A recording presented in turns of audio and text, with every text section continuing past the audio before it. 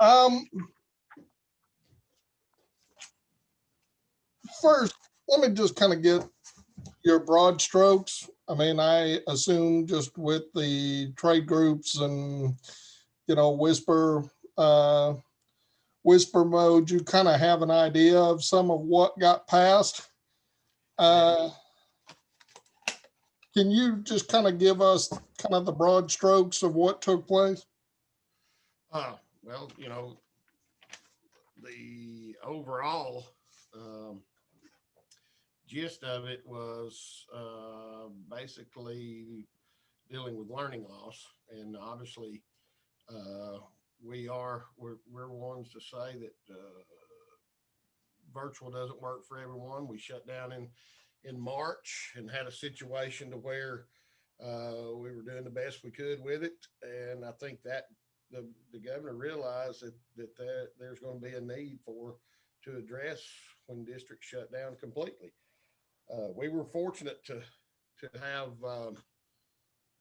the situation of where we were on spring break, and we kind of continued with a packet type platform as well as a Odysseyware remote platform type thing, but it was not ideal. Let me say that.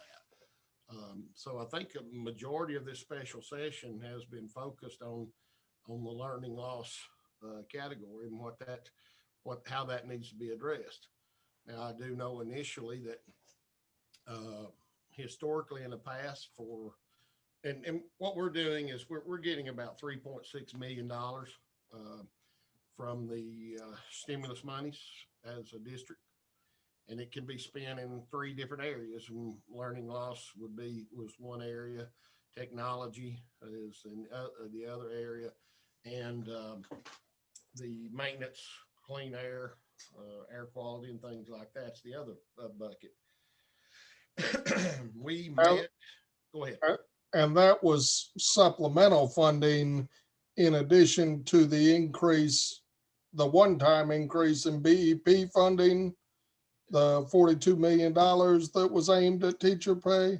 That is correct, and we're still working through the logistics on what that's going to look like as far as is it retro or is it going to be a rollout in January. So that's something that we're still hammering away at. But we did put a plan. The plan opened up for this money the 20th, and we feel like we've got a good plan to address it. Now, the one thing I do know, the legislature was hoping that it could be mandated in order to do that and kids in the summer, but they found out that they couldn't do that. And one concern that we had, just to be honest, we use transportation in the summertime. What it looks like is we're going to have multiple mini camps across the district. Each school is going to have. I know high schools are going to have ACT camps, and there'll be some art camps and band and physical education, athletics tied in there, ACT. A lot of things are going to be able to address that, and we're going to run into staffing. Who are we going to get to staff that? And I know that the list serve for the state of Tennessee for the superintendents has come out, and I think it's permissible to utilize retired teachers and teacher assistants, substitutes, things like that. But we're trying to wrap our hands around just how many people we're going to have to finish to do these camps. After hours tutoring is integrated in this. There'll be career and technical education camps. We'll have a welding camp. We'll have a camp that addresses project lead the way, which is engineering, things Okay. like that. So it'll be, we've got a good idea of how we want to utilize and address the learning loss, but it's not mandated. And a county as big as ours, transportation becomes crazy issue, and it has in the past. But it historically in the past, we've done the self-funded where the parents pay for camps and for aftercare tutoring, things like that. But this will be free of cost to the parents. It'll be solely through those ESSER 2.0 funds that we're looking Gotcha. at. Also, the technology aspect, we will have all of our classrooms up and running with state-of-the-art technologies, which is smart boards, new computers, and things like that. All the other schools, all schools will have 3 computer labs to be able to utilize that. That's coming out of this money. We're we're talking about close to, on the learning loss, about $750,000 is what we're looking at spending there. Also about 900,000 in technology. Gotcha. So that's a huge. Then the rest is going to be addressing air quality at our high schools and in those areas. But anytime you have new monies like this that come into the district, you're able to free up some operational costs in the future, and that's where we can focus those monies on whether it be a different program rolled out, or being able to add personnel possibly. We do know that these monies are not reoccurring, and so we're going to spend those monies wisely, and certainly hope that that we're successful in our endeavor to spend the money. This is, if I'm not mistaken, we'll have these funds will filter through until June 2023. Right. Now, I know in some uh, formation of the bill, they were giving fiscal notes of years beyond that. But was the 2023, did that end up being the end of this initial legislation? Well, the 2023, I just read it on the 2.0 monies sometime back, and I assume that that's where they're going to stay. Any federal monies that filters down to us is good for 27 months, and that's the only thing that I was thinking, that they were going to be in that realm of time due to the fact since it's flow through money. I got you. Because I know in the last fiscal note that was posted, which I need to state it that way, they Right. spoke in terms of the first 2 years was going to be 67.5 million off the general fund. And then after 2023, it goes down to 25.6, something like that. Right. Uh, so they were talking about it being recurring money, but of course, there Thursday night, Friday, it went through several modifications. So, Absolutely. And then that's what we, on the bills like this or sessions like this on initial rollout, but as you well know, by the time it gets to the other end, it's taken on many different forms and many different fiscal notes and all the above. has a much longer trade than it did when it started. That is correct. That is correct. um, now, in the legislative language and even the governor's language leading up to this, there was a big emphasis on straight up and down third and eighth grade literacy, That's correct. um, using that ostensibly as the anchor for kind of a guidepost for what was happening. Do you think that's a fair? Is that a fair assessment to kind of use that across the board? You know, where we talk about math and science coming up short, and obviously you got to read to learn it. You know, And I do. Like I said, you just, as curriculum's integrated, obviously you got to have the literacy component in order to do any curriculum. But I do think it is. Dr. Ziegler's on a call right now with the State Department regarding the Literacy 360 program. And like I said, we until this is just an initial rollout, and until we get the particulars on that program, we don't know.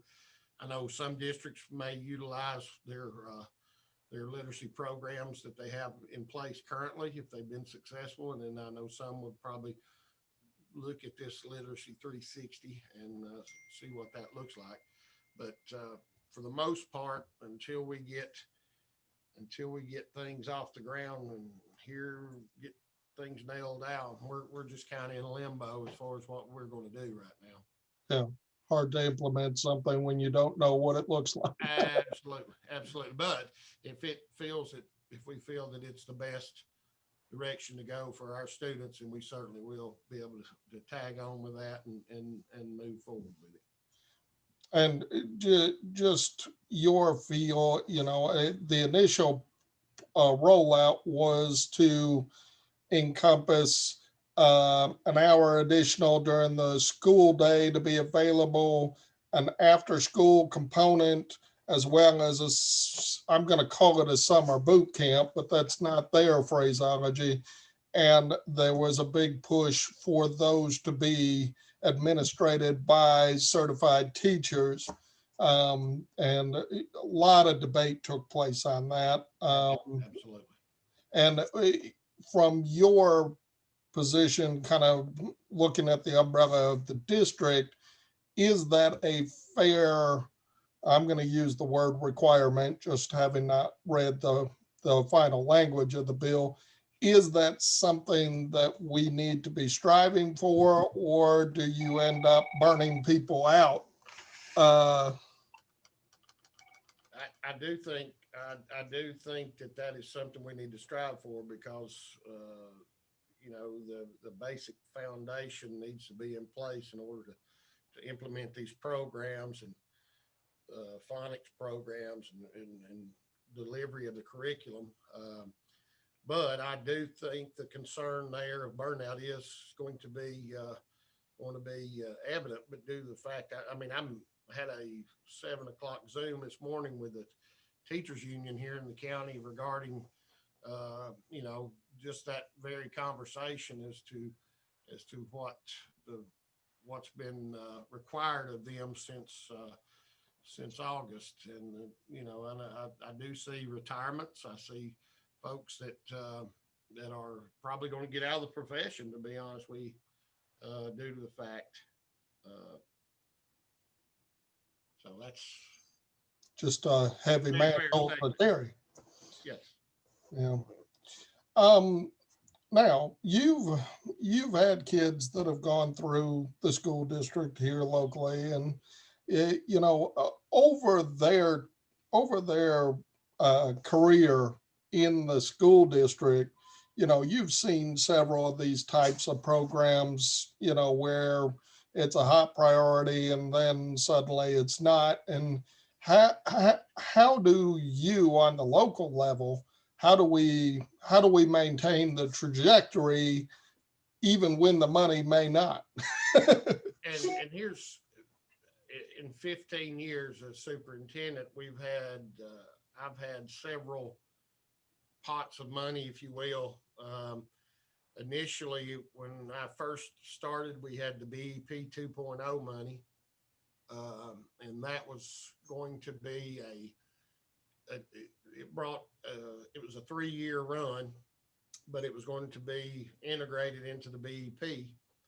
And then Governor Bredesen, that brought $657,000 to Marion County in '07, which was a wonderful, wonderful enhancement of the BEP. To be honest with you, that's when we added a lot of the needs that we had in the district.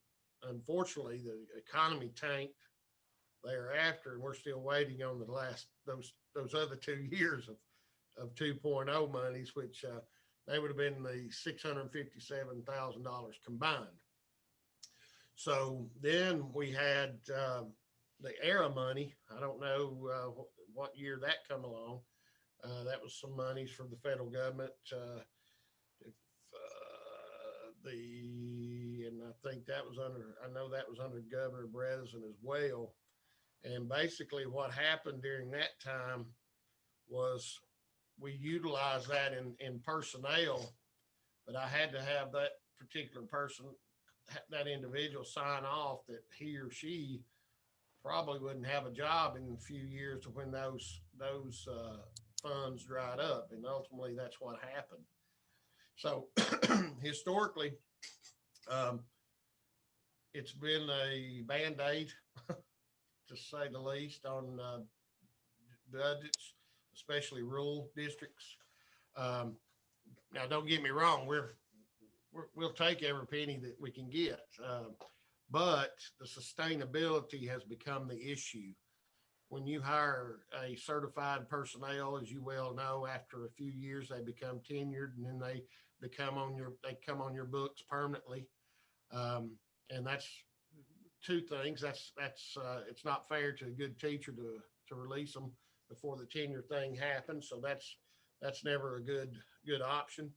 But also, if they're a turn out to be not a as wonderful as we certainly thought, then we're stuck with them, and that's very unfortunate for our children, um, to say the least. But um, as I said, welcome new monies, but we also understand it, and that's why we're spending these dollars such as non-reoccurring.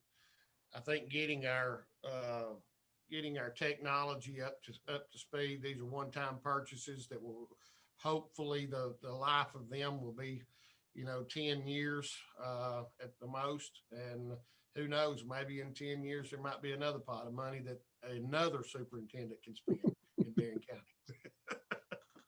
County. Carefully stated. Yeah, Does that mean you're going after the Tennessee job? yeah. Not at all. I'm going to stay here a little while longer, but I certainly am going to. Uh, I am going to retire when I can still retire. While I can still retire. I see. I see. Um, tell us real quick. Obviously, you've explained at length about the safety of the school facilities themselves. Um, eh, Beginning of, I guess, depending on where it fell in the fiscal year, but at some point, Marion County Schools got another pot of money exclusively dedicated to that. How are those supplies, and are those inventories, because that was one-time money as far as we know too. Are those inventories holding up as well as? Yes. To be honest with you, we've not spent those out. We have very little left, but we've not spent all those out, and right now we're doing okay as far as the PPE and all that, and Okay. so we're pleased with that, and we were able to buy in bulk, of course, as you well know, and some things weren't available, but as time grew on, we kind of you might not get a certain brand that you want, but you had a similar product that you could purchase for the same with the same purpose. So that was very good for us on that time, because it would have been a very extensive amount of money if we had to just outright utilize it out of the local budget. Definitely, definitely. Now that also, David, on this money, we're going to utilize some of it as far as this 3.6 million for some security uh, factors too, and addressing some areas that need to be closed off, and things like that, to try to get doors and foyers type thing looked at, and that'll also we have a wish list. And I've had one since '06 here, and still not got all of them off, to be honest with you, but the we'll be able to knock out some of those on the list there, and there again, free up operational dollars in the future. So with those monies, but the that's about where we're at, and we certainly hope participation is what in the tutoring programs is what we want them to be. But we also understand that parents and they want to save their summers as well, and that's ultimately, I guess, what we're hoping, that we don't waste this money. Let me say it that way. We Gotcha. want to be able to. I don't want to hold a camp for 3 kids. Yeah. That doesn't show some global progress district wide. Absolutely. And as time goes on, we'll be able to monitor the effectiveness of these endless summer, what we initially called the endless summer programs years ago was I hope that we could spend it wisely and get a good bang for our buck. I got you. And the language, to the best of your understanding, was removed for those definitive, it has to be 6 weeks of summer camp, and they've relaxed those a little bit, and district by district, LEA is going to decide what works for them. Yes, I think I'm certain that is the case. And like I said, what works for Marion County might not be what's best for Shelby County and things like that. So we're certainly appreciative that we have the LEA has say in those things. All right. Okay. Well, look, I appreciate you taking time with us this morning. Obviously, a lot of stakeholders in this special legislative session. So Yes. I just want to thank you for taking the time to sit with us and kind of go through some of that. Well, and I like this platform. We could do this more often if you'd like. Well, be careful what you wish for. I promise you it will. That's fine. I'd rather talk to you as anybody. Well, thank you again. We'll let you go do real work. All right, Dave. If you need any follow-up questions, just give me a yell.